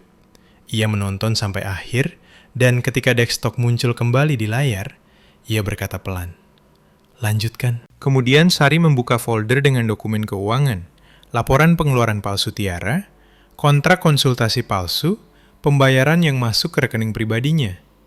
Itu bukti penggelapan dan perselingkuhan. Bu Ratna lagi-lagi tidak mengucapkan sepatah kata pun. Ia hanya menonton, dan di matanya, yang sebelumnya hanya tegas, es mulai terbentuk. Kemudian Sari membuka anggaran dasar PT Cakrawala Bangun Persada, draft dengan nama Danu dan Tiara, dan di sebelahnya, ekstrak registrasi di mana boneka itu terdaftar. Bukti menciptakan perusahaan pesaing dengan uang curian. Ini daftar klien yang mereka curi. Sari membuka file berikutnya. Dan ini daftar insinyur yang dia ambil dari perusahaan Anda. Es di mata Bu Ratna semakin tebal. Rasa dingin yang nyata memenuhi ruangan. "Dan yang terakhir," kata Sari, dan suaranya bergetar untuk pertama kalinya. Ia membuka aplikasi tender, menunjukkan proyek yang sempurna, dan kemudian file akhir yang dikirim ke kontes dengan halaman kosong alih-alih dokumen penting. Dia melakukan ini sendiri. Dia secara pribadi menyabotase kesepakatan tahun ini untuk memberikannya kepada perusahaannya. Ia selesai. Keheningan mati menggantung di kantor. Hanya derak kayu di perapian yang terdengar. Bu Ratna diam untuk waktu yang lama, menatap layar. Sepertinya ia berhenti bernapas. Kemudian ia perlahan menoleh ke Sari. Kemarahan yang membeku di matanya begitu kuat, hingga Sari merasa takut. Ini bukan hanya kemarahan seorang pengusaha wanita yang tertipu. Itu adalah kemurkaan seorang ibu, yang keluarganya, warisannya, pekerjaan hidupnya, dicoba diinjak-injak dan dihancurkan dari dalam. "Malam penganugerahan tahunan," katanya akhirnya. Suaranya terdengar seperti gletser yang bergeser. 3 hari lagi. Sari tidak mengerti mengapa ia mengatakan ini. "Ya, aku tahu dia akan ada di sana." Lanjut Bu Ratna berdiri. "Dia pasti akan datang. Dia akan datang untuk menikmati kemenangannya. Untuk melihat ke mata putraku yang dia pegang dengan tali kekang. Untuk menertawakan kerugian kita dalam tender. Dia akan datang untuk berpesta dalam kemenangannya." Ia berjalan ke jendela dan melihat matahari terbit. Dan dia akan dihancurkan. Ia berbalik, tidak ada lagi es di matanya. Api berkobar di sana. "Kau akan menyiapkan presentasi, Sari. Singkat, jelas, mematikan dengan semua bukti ini. Kita tidak akan pergi ke polisi dulu. Tidak sekarang. Pertama, akan ada pengadilan opini publik. Kau akan menunjukkan ini di gala, di depan seluruh dewan direksi, di depan semua manajer puncak, di depan karyawan terbaik perusahaan, di depan semua orang yang rasa hormatnya sangat dihargai. Kita akan menghancurkan bukan hanya bisnisnya, kita akan menggiling reputasinya. Namanya menjadi debu." Selama 2 hari berikutnya, Sari tidak meninggalkan kamar tamu. Ia mengerjakan presentasi itu. Ia memilih bukti yang paling menghancurkan, menyusunnya dalam rantai logis yang mustahil dibantah. Pertama, video suap menjelaskan mengapa semua ini menjadi mungkin. Kemudian penipuan keuangan, kemudian penciptaan perusahaan pesaing, dan akhirnya sabotase tender sebagai puncak pengkhianatan. Setiap slide seperti paku yang dipalu ke peti mati karirnya. Malam sebelum gala, terdengar ketukan di pintunya. Itu Yuda. Dia jelas sudah tahu tentang rencana ibunya. Dia pucat seperti mayat, dan tangannya gemetar. "Sari, aku mohon padamu," bisiknya, masuk dan menutup pintu rapat-rapat. "Jangan lakukan ini. Tolong, mari kita selesaikan semuanya dengan tenang. Kita pecat dia, lapor polisi, tapi jangan skandal publik ini." "Kenapa?" tanya Sari dingin, tidak mendongak dari pekerjaannya. Itu akan membunuh reputasi perusahaan. Dan videonya, jika semua orang melihat video itu..."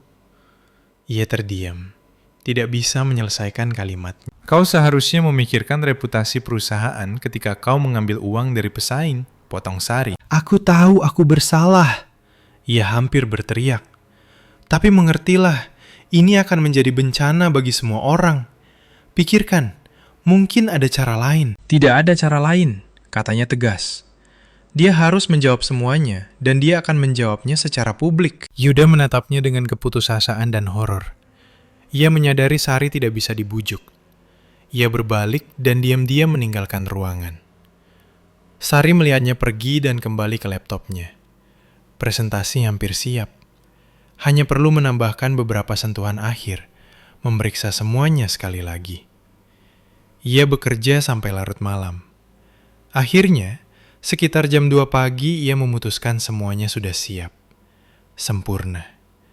Besok akan menjadi akhir. Ia menyimpan file itu, menutup laptop, dan pergi ke kamar mandi untuk mencuci muka sebelum tidur. Ketika ia kembali 5 menit kemudian, layar ponselnya yang tergeletak di meja menyala dengan pesan baru dari Danu. Jantungnya berdetak kencang. Ia mengambil telepon. Pesannya singkat. "Usaha yang bagus, sayang. Yuda baru saja memberiku segalanya. Kau seharusnya tetap di luar sana mati kedinginan." Rasa dingin menjalar di punggungnya. Ia tidak mengerti apa arti memberiku segalanya. Ia bergegas ke laptop, membukanya, memasukkan kata sandi. Desktop ada di sana. Ia menemukan folder dengan presentasi, membukanya, dan melihat. Folder itu kosong. Ia mulai dengan panik memeriksa direktori lain, keranjang sampah. Semuanya dihapus. Ia masuk ke server perusahaan ke folder kerjanya. Kosong. Ia membuka email tempat ia mengirim draft. Kosong. Semua file, semua bukti yang telah ia kumpulkan berhari-hari, lenyap. Laptopnya telah dihapus secara jarak jauh sepenuhnya. Ia duduk menatap layar kosong. Yuda. Dia tidak hanya memohon padanya. Dia mengkhianatinya lagi. Dia takut akan rasa malu publik, lari ke Danu, dan memberinya segalanya. Informasi tentang pengungkapan yang akan datang, kata Sandi, akses. Dia membuat kesepakatan dengan iblis untuk menyelamatkan kulitnya sendiri. Dan sekarang, Sari tidak punya apa-apa. Sama sekali tidak ada apa-apa. Besok adalah gala di mana Danu yang menang akan tiba mengetahui Sari tidak bersenjata. Kekalahannya total. Sari duduk menatap layar laptop yang kosong. Ponsel dengan pesan dari Danu tergeletak di meja seperti ular berbisa. Keheningan di kamar tamu mewah itu menekan, menebal, berubah menjadi teror yang lengket dan kental. Pengkhianatan baru ini lebih buruk, jauh lebih buruk daripada yang pertama di teras bersalju. Danu adalah musuh, terbuka, kejam, bisa dimengerti. Tapi Yuda, dia adalah sekutu dalam kemalangan, sesama sandera situasi.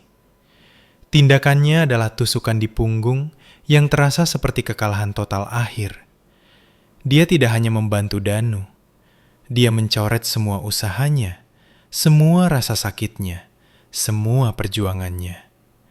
Dia menunjukkan padanya bahwa dia sendirian melawan mereka berdua. Ia perlahan menutup-tutup laptop. Di dalam, semuanya terbakar menjadi abu. Tidak ada kemarahan, tidak ada keinginan untuk bertarung lebih jauh. Hanya kekosongan tuli yang memakan segalanya. Ia kalah. Kalah bahkan sebelum pertempuran dimulai. Seperti dalam mimpi, ia berdiri dan meninggalkan ruangan. Kakinya membawanya melalui rumah yang tenang dan tertidur. Ia tidak tahu mengapa ia pergi. Mungkin hanya untuk memberitahu Bu Ratna bahwa semuanya sudah berakhir. Bahwa rencananya gagal karena kepengecutan putranya sendiri. Pintu ke ruang kerja pemilik sedikit terbuka. Secercah cahaya tumpah dari bawahnya. Sari mengetuk pelan dan masuk. Bu Ratna tidak tidur. Ia duduk di kursi berlengannya mengenakan gaun rumah yang rapi membaca buku. Ia mendongak dan tidak ada setetes pun kejutan di tatapannya. Semuanya hilang, bisik Sari. Suaranya tidak mau mematuhinya. Yuda mengkhianati kita. Ia berjalan ke meja dan meletakkan ponselnya dengan pesan terbuka Danu di depan Bu Ratna. Bu Ratna mengambil telepon, mendekatkannya ke matanya, dan membaca teks pendek itu dengan hati-hati. Kemudian ia dengan tenang meletakkannya kembali di meja. Wajahnya tidak mencerminkan kemarahan maupun kekecewaan. Tidak ada. Aku tahu putraku pengecut, katanya dengan suara tenang yang datar. Tapi aku tidak berpikir dia bodoh. Sari menatapnya, tidak mengerti. Ketenangan ini lebih menakutkan daripada teriakan manapun. Dia memberinya segalanya, kata Sari, merasakan benjolan naik di tenggorokannya. Semua file dihapus. Kita tidak punya apa-apa lagi. Besok dia akan datang ke gala ini sebagai pemenang, dan kita tidak bisa berbuat apa-apa. Bu Ratna menatapnya seolah Sari adalah anak kecil yang tidak mengerti hal-hal yang jelas. Apa kau benar-benar berpikir aku akan mempercayakan bukti sepenting itu, nasib seluruh perusahaanku, pada satu laptop yang terhubung ke jaringan umum? Sari membeku. Pada hari kau pertama kali duduk di komputer di kantor, lanjut Bu Ratna, aku memberi perintah kepada kepala layanan keamanan pribadiku. Ini adalah orang-orang yang melapor hanya padaku, bukan pada putraku atau orang lain. Mereka memasang sistem yang mencerminkan setiap tindakan yang kau ambil secara real time. Setiap file dibuka dan disimpan. Semua yang kau temukan langsung disalin ke server offline aman yang bahkan tidak terletak di kota ini. Ia berhenti sejenak, membiarkan Sari menyadari apa yang dikatakan. Semua bukti Sari aman sempurna. Setiap dokumen, setiap tangkapan layar, dan tentu saja rekaman video itu. Sari merasa pusing. Harapan, begitu lemah dan malu-malu, mulai menerobos lapisan tebal keputusasaan. Tapi, lalu kenapa? Kenapa Yuda? Kenapa dia melakukannya? Kenapa memberitahu Danu dan membantu menghapus semuanya? Dan di sini, Bu Ratna membiarkan dirinya sedikit menyeringai dingin. Itu adalah senyum seorang jenderal yang melihat pertempuran yang sudah dimenangkan.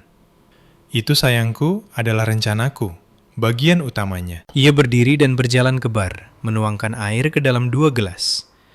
Ia menyerahkan satu kepada Sari. Musuh kita, suamimu, adalah pria yang sombong dan percaya diri, tapi tidak bodoh. Jika dia merasakan ancaman nyata, merasa kita sedang mempersiapkan eksekusi publik untuknya, apa yang akan dia lakukan? Sari berpikir. Dia tidak akan datang ke gala. Dia akan lari, mencoba menyembunyikan uang, menghancurkan dokumen. Tepat sekali, Bu Ratna mengangguk.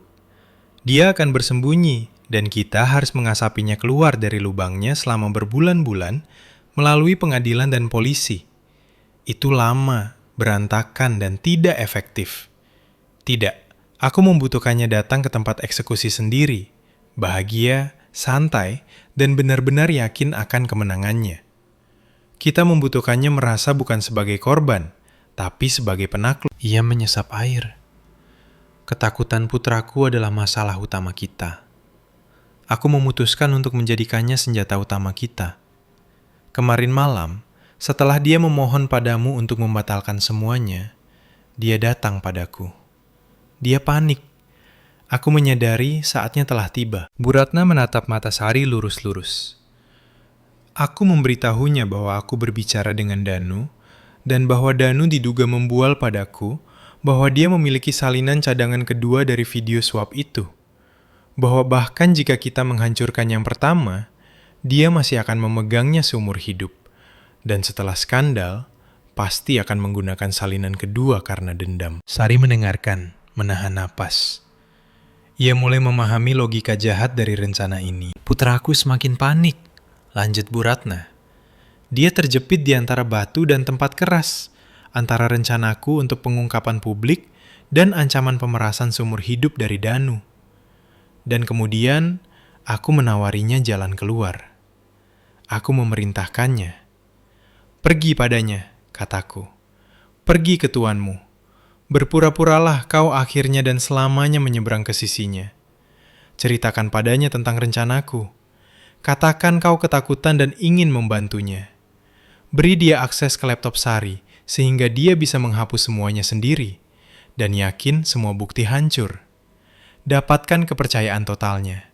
Buat dia percaya bahaya telah berlalu, bahwa dia telah mengalahkan kita." Sari menatap wanita tua ini dengan perasaan yang mendekati teror suci. Kunjungannya padamu, permohonannya, itu semua bagian dari sandiwara. Pengkhianatannya bukanlah pengkhianatan. Untuk pertama kalinya dalam bertahun-tahun, putraku melakukan persis apa yang diperintahkan ibunya. Dia memainkan perannya, dan pesan yang dikirim Danu padamu bukanlah bukti kekalahanmu, Sari. Itu bukti bahwa perangkap kita bekerja dengan sempurna. Ia berjalan ke mejanya, mengambil folder tipis, dan menyerahkannya kepada Sari. Presentasinya sudah siap. Orang-orangku membuatnya berdasarkan materimu. Semuanya ada di sini dalam urutan yang benar. Besok, kau akan naik ke panggung dan menekan tombol. Sari mengambil folder itu. Tangannya tidak lagi gemetar. Keputusasaan lenyap tanpa jejak. Di tempatnya ada kekosongan yang dingin dan berdering, serta kesiapan mutlak. Perangkap sudah dipasang. Binatang itu, mabuk oleh kemenangannya, berjalan lurus ke dalamnya. Sari memegang folder tipis itu, dan itu tidak tampak berat baginya. Itu ringan, seperti vonis. Ia tidak tidur sepanjang malam, tapi tidak ada kelelahan. Sebaliknya, ketenangan yang dingin dan berdering menetap di dalam. Ia bukan sekedar tamu, bukan sekedar korban, bukan sekedar pembalas dendam. Ia adalah instrumen, senjata yang diasah sempurna di tangan seorang wanita yang tidak pernah kalah. Aula perjamuan hotel terbaik di kota itu sangat megah. Lampu kristal besar membanjiri ratusan tamu dalam gaun malam dan setelan mahal dengan cahaya. Orkestra langsung bermain, pelayan beredar dengan minuman. Itu adalah kemenangan Wijaya Group, perayaan kekuatan dan kesuksesan, bahkan meskipun kerugian tender baru-baru ini yang tidak menguntungkan. Sari berjalan ke aula bersama Bu Ratna. Ia mengenakan gaun elegan berwarna merah marun tua yang disediakan oleh nyonya rumah. Ia tetap di belakang Bu Ratna, tetap dalam bayangannya. Semua mata, tentu saja, tertuju pada sang matriark, tapi beberapa mengenali Sari dan mulai berbisik. Ia merasakan tatapan mereka tapi tidak memperdulikannya. Hari ini mereka hanya dekorasi baginya. Danu ada di tengah ruangan. Dia adalah raja malam itu. Dia tertawa, menerima ucapan selamat, berjabat tangan. Banyak yang mendekatinya dan menepuk bahunya dengan simpatik. "Jangan khawatir soal tender itu, Danu. Kau melakukan semua yang kau bisa. Kami tahu berapa banyak usaha yang kau berikan." Dan dia mengangguk dengan senyum berterima kasih dan rendah hati. Senyum Yudas. Pada satu titik, mata mereka bertemu. Ia melihat Sari berdiri di sebelah Bu Ratna. Keterkejutan melintas di wajahnya, diikuti oleh seringai menghina dan penuh kemenangan. Ia meninggalkan lawan bicaranya dan berjalan lurus ke arahnya dengan gaya santai. Bu Ratna telah menjauh untuk berbicara dengan seseorang dari Dewan Direksi, meninggalkan Sari sendirian. "Tidak menyangka melihatmu di sini," katanya pelan, melangkah mendekat. Ia berbau parfum mahal dan kesuksesan. Memutuskan untuk datang melihat bagaimana orang sungguhan hidup, Sari tetap diam, menatap lurus ke matanya. Ketenangannya tampak membuatnya gelisah. Ia mengharapkan ketakutan, air mata, penghinaan. "Kucing makan lidahmu?" desisnya. "Benar, kau tidak punya apa-apa untuk dikatakan. Ngomong-ngomong, aku akan menyuruhmu pulang. Tapi kau tidak punya rumah." Itu kata terakhirnya. Tetes racun terakhir. Tapi itu tidak berhasil.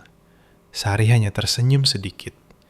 Senyum itu, tenang dan sedikit sedih, membuatnya bingung. Ia mengerutkan kening, mencoba memahami apa yang terjadi. Tapi sudah terlambat. Musik memudar. Pembawa acara berjalan ke panggung dan mengumumkan bahwa pidato tradisional sekarang akan diberikan oleh pendiri dan pemilik perusahaan, Ibu Ratna Wijaya. Aula bertepuk tangan. Bu Ratna perlahan naik ke panggung, mendekati podium, dan menyapu tamu dengan tatapan berat yang memerintah. Tepuk tangan mereda. Selamat malam, hadirin sekalian, rekan-rekan. Suaranya yang diperkuat mikrofon terdengar di seluruh aula. Setiap tahun pada hari ini, kita merayakan pencapaian kita. Tapi hari ini, saya ingin berbicara bukan tentang masa lalu, tapi tentang masa depan. Tahun ini, masa depan perusahaan kita diselamatkan. Dan itu diselamatkan bukan oleh saya dan bukan oleh Dewan Direksi, tetapi oleh kecerdasan, keberanian, dan ketekunan satu wanita. Ia berhenti sejenak, dan semua orang di aula membeku dalam kebingungan. Sari, silakan naik ke panggung. Ratusan kepala menoleh ke arah Sari. Keheningan bingung menggantung di aula. Danu berdiri di dekatnya, membeku dengan mulut setengah terbuka. Ia melihat istrinya, yang telah ia usir ke tengah badai hujan baru-baru ini, berjalan tenang dan percaya diri menuju panggung di bawah tatapan seluruh elit kota. Sari menaiki tangga. Bu Ratna mengangguk diam-diam padanya dan minggir, meninggalkannya sendirian di podium. Di tangan Sari ada remote kecil untuk proyektor. Ia menekan tombol. Layar besar di sisi panggung, yang sebelumnya menampilkan logo perusahaan, menjadi hidup, dan slide pertama yang muncul bukanlah salam, tetapi foto tanda tangan Danu yang diperbesar di bawah salah satu berita acara palsu untuk pekerjaan yang dilakukan CV Venita Konsultan. Gumam kebingungan menjalar di seluruh aula. Danu menjadi pucat. Sari menekan tombol lagi. Slide berikutnya. Layar menjadi gelap dan video dimulai. Hitam putih berbintik, bilik restoran. Yuda melihat sekeliling dengan gugup dan bungkusan uang yang ia sembunyikan di tas kerjanya. Aula tersentak kaget. Semua orang menoleh ke Yuda yang berdiri di dekat panggung, putih seperti mayat. Ia tidak menyembunyikan matanya. Ia menatap layar, menerima hukumannya. Tombol. Slide berikutnya. Diagram jejak uang. Puluhan panah mengarah dari rekening Wijaya Group ke perusahaan Cangkang dan akhirnya bertemu di satu titik. Rekening pribadi Tiara Venita. Tombol lagi, dan foto berwarna besar muncul di layar. Danu dengan lembut memeluk Tiara yang hamil di teras klinik. Hasil USG di tangannya. Pasangan bahagia, calon orang tua. Wanita di aula tersentak. Seseorang mengenali Tiara duduk di salah satu meja belakang dan menunjuk padanya. Dia menyusut ke kursinya, menutupi wajahnya dengan tangan. Tombol, cetak biru dan dokumen pendirian perusahaan. PT Cakrawala Bangun Persada dengan nama Danu dan Venita sebagai pendiri.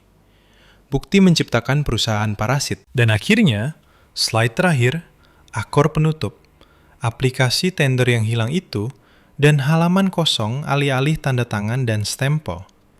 Bukti sabotase. Sari menurunkan remote. Keheningan mati yang memekakkan telinga berdiri di aula. Tidak ada yang berbisik. Tidak ada yang batuk. Semua orang memandang dari layar ke Danu, yang berdiri di tengah ruangan seperti binatang yang terpojok. Wajahnya terpelintir dengan campuran kemarahan dan teror. Itu sudah berakhir. Itu tak terbantahkan. Ia berbalik untuk lari, tapi tidak ada tempat untuk lari. Dua pria berjas ketat sudah diam-diam mendekati mejanya. Dua lainnya menuju meja di mana Tiara menangis. Bu Ratna telah mengurus segalanya. Polisi, yang diundang ke gala sebagai tamu, bertindak cepat dan tenang. Danu tidak melawan. Dia hancur. Saat mereka membawanya melewati panggung dengan tangan di borgol, matanya bertemu mata Sari. Tidak ada lagi kebencian atau penghinaan di matanya. Hanya ketakutan purba dan ketidakpahaman. Bagaimana? Bagaimana dia melakukannya? Pada saat itu, Yuda berjalan ke panggung. Ia mendekati mikrofon. Apa yang kalian lihat di video pertama itu benar, katanya keras dan jelas melihat ke aula. Itu kesalahanku. kejahatanku, dan aku siap menghadapi hukuman untuk itu. Mulai detik ini, aku mengundurkan diri sebagai CEO Wijaya Group. Ia meletakkan mikrofon di podium dan tanpa melihat ibunya, berjalan menuruni tangga. Bu Ratna mendekati podium dan mengambil mikrofon. Aku menerima pengunduran dirimu, katanya ke punggung putranya. Ia melihat Danu dibawa pergi, mengikutinya dengan tatapan panjang dan dingin. Kemudian, ia menoleh ke aula, meletakkan tangan di bahu Sari, dan menyerahkan mikrofon padanya. Sari mengambilnya. Ia memandang ratusan wajah yang sekarang menatapnya bukan dengan penghakiman atau rasa ingin tahu, tetapi dengan syok dan rasa hormat.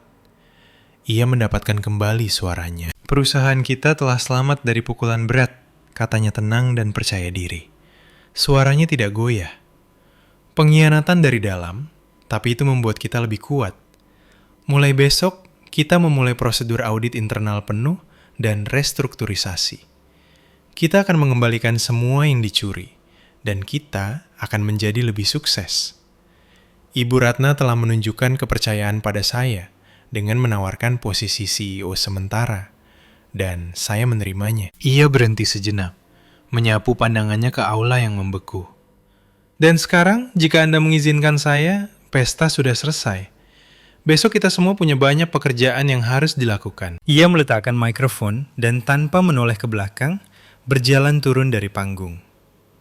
Ia mengambil pekerjaannya, kebebasannya, reputasinya. Ia menang sepenuhnya.